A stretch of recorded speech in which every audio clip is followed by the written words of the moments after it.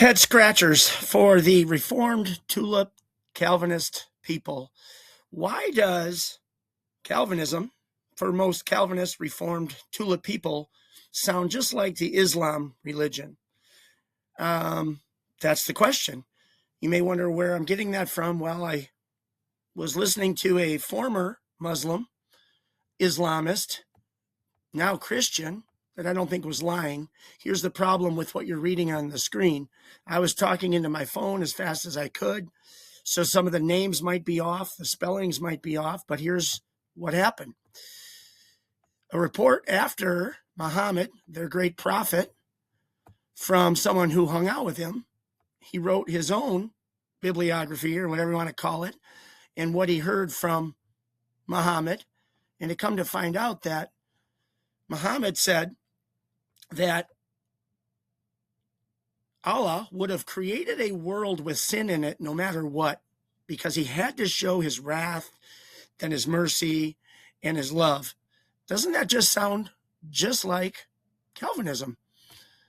How do I know that? Well, I was just watching one of the debates, Leighton Flowers versus Jeremiah Nortier, and Jeremiah said it 100 times, and he's the Calvinist Reformed tulip guy. He said, oh, God, of course he had to will, and it's in his decree to create sin so that he could show his mercy.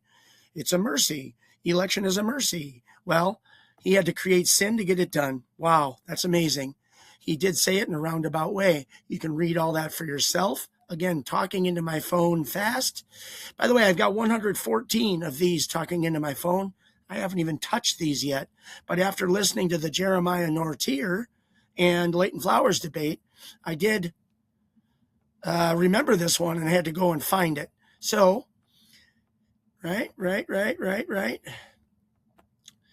Again, the question is, why does Calvinism, Reformed theology, tulip theology, sound so much like the Islamic religion?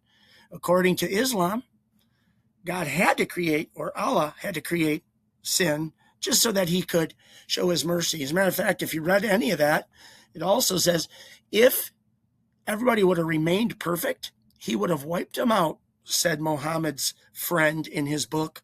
He would have wiped them out and started over clean in hopes that they would sin so that he could demonstrate all of his, attributes: power, justice, wrath, anger, mercy, love, so on and so forth.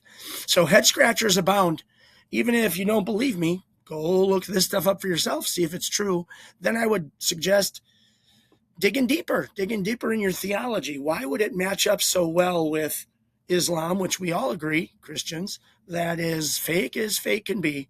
Satan-led, Satan-oriented, Satan-written, Satan indoctrinated, Satan pushed, Satan thrusted, Satan moved, and I could probably come up with 6 more, but it's early. So head scratchers abound.